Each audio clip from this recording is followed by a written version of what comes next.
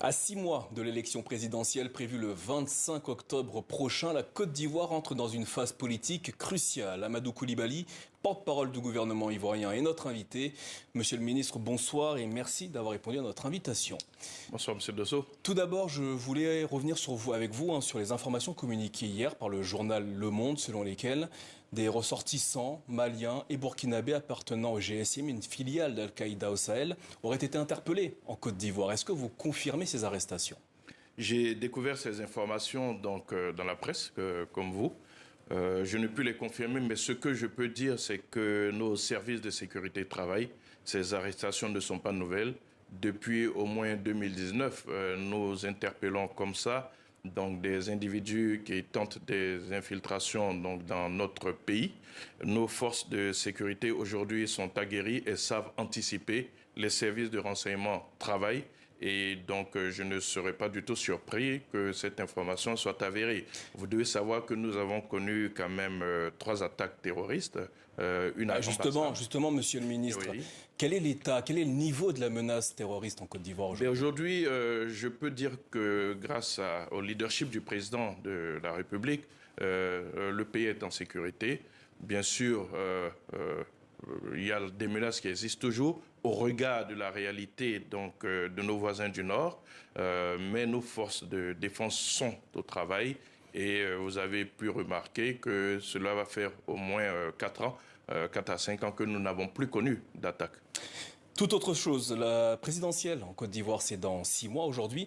Le président Alassane Ouattara a-t-il l'intention de se porter candidat pour un 3e, 4e mandat? Alors aujourd'hui, la question n'est pas de savoir s'il a l'intention ou pas, son parti le veut. Son parti le lui a suffisamment exprimé et lui-même... Il y a quelques mois dans la presse, vous disiez qu'il était le candidat naturel. Vous Oui, le pensez toujours aujourd'hui? mais le parti le pense toujours. Ce n'est pas que Amadou Coulibaly qui le pense, c'est l'ensemble des militants qui le pensent. Et lui-même, lors de la rencontre qu'il a eue en début d'année avec le corps diplomatique, à l'occasion des échanges de vœux, a dit qu'il était prêt à servir son pays. Mais je pense qu'il attend la réunion du parti qui va désigner le candidat. La convention aura justement lieu au mois de juin prochain. Dans l'éventualité où Alassane Ouattara ne se représenterait pas, c'est déjà arrivé par le passé, est-ce que le RHDP a un plan B? Il faut situer les choses dans leur contexte. En 1995, quand le président Ouattara estime, en tant que légaliste, que les conditions des textes qui existaient à cette époque ne lui permettaient pas d'être candidat, en toute responsabilité pour ne pas violer les textes, il avait décidé de ne pas y aller et le président Gbagbo, à l'époque, lui avait été solidaire.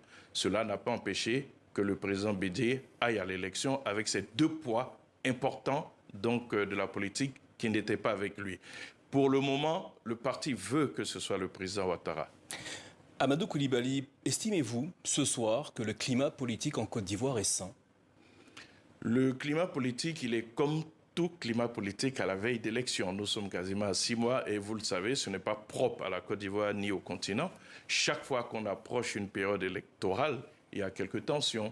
Tant que ces tensions restent dans le verbe, dans le débat, il n'y a pas de problème. Et nous pensons que nous sommes dans cette tension qui est inhérente à toute période électorale. Alors, je vous ai posé cette question parce qu'en mars dernier, plusieurs partis, dont certains poids lourds de l'opposition, sont réunis au sein de la coalition pour l'alternance pacifique en Côte d'Ivoire pour exiger des réformes électorales en vue d'un scrutin crédible et transparent. Est-ce que vous entendez leurs inquiétudes? Le scrutin sera crédible, il sera transparent, il sera démocratique, il sera conforme à nos textes, à notre Constitution. C'est l'engagement du président de la République.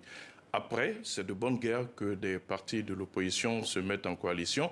Je ne veux pas être méprisant du tout, mais je note que dans cette coalition, il n'y a que 2 partis qui ont des élus et encore. Eh bien justement, en parlant de ces 2 partis, il s'agit du PDCI RDA et du PPACI de l'ancien président Laurent Gbagbo. Ces 2 partis ont quitté la CEI récemment, la Commission électorale indépendante, car ils estiment que cette CEI est inféodée au pouvoir. Que leur répondez-vous? Alors nous sommes habitués du fait. Vous vous souviendrez certainement qu'en 2020, ces mêmes partis se sont retirés de la CEI pour les mêmes raisons. En 2020, ils avaient même créé, dans l'espoir d'un coup de force, un comité national de transition. J'espère qu'ils ne sont pas dans la même logique. Mais ce que je note, c'est que ces mêmes partis sont revenus à la CEI quand il s'agit des élections locales qui ont suivi en 2021. Donc, ils sont revenus néanmoins, il y a eu quelques contestations. ça n'a pas empêché que les élections soient démocratiques et légales. Donc pour nous, nous sommes habitués du fait. C'est des effets de manche, c'est de l'esbrouf. Quand il s'agit d'élections locales, ces partis reviennent.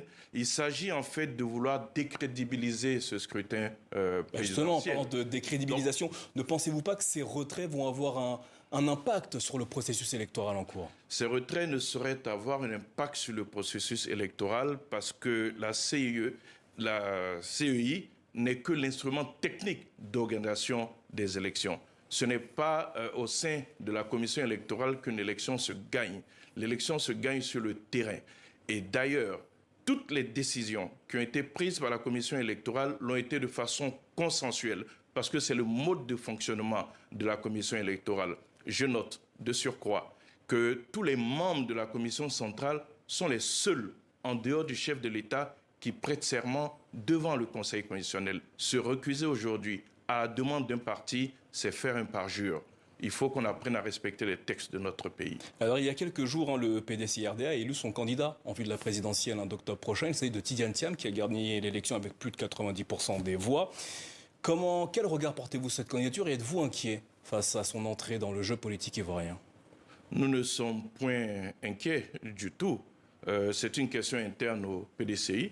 Chaque parti choisit le cheval qu'il estime être le meilleur pour aller à la compétition. Le PDCI a estimé que c'était Tidiane Thiam, en tout cas une partie du PDCI. Une autre partie pense que c'est un cheval bancal, mais ça, c'est une question qui est interne au PDCI. Pourrait-il faire de l'ombre à votre candidat si jamais Alassane Ouattara finissait par se présenter dans les prochains jours? Comment cela serait-il possible? C'est la question que je me pose. Parce qu'il ne faut pas oublier. Il dispose du PDCI-RDA, qui est un parti important en Côte d'Ivoire, l'ancien parti unique. Certainement. Mais il faut savoir que le PDCI n'a pas réussi à se séparer de ses vieux démons. Et le PDCI... Quand vous dites vieux démons, faites référence à quoi précisément? Mais je fais référence au débat actuel, parce que c'est au sein du PDCI que une quelconque éligibilité du président Thiam est mise en cause. Vous ne noterez qu'aucun officiel ne s'est prononcé sur cette question, parce qu'il existe dans notre pays, qui veut être un État de droit, qui est en train de devenir un État de droit, des textes. Et c'est là le Conseil constitutionnel qui décide qui est candidat, qui ne l'est pas. Nous avons deux instances, la Commission électorale et le Conseil constitutionnel. Donc, de la question de M. Tidiane Thiam, nous n'en faisons pas un débat. C'est la CEI et le Conseil constitutionnel qui décideront. Mais je note que le débat a cours actuellement à l'intérieur du PDCI. C'est une question qui est propre au PDCI. Amadou Coulibaly, Monsieur le ministre, merci infiniment d'avoir répondu à nos questions au sujet de la situation politique en Côte d'Ivoire à 6 mois de la présidentielle.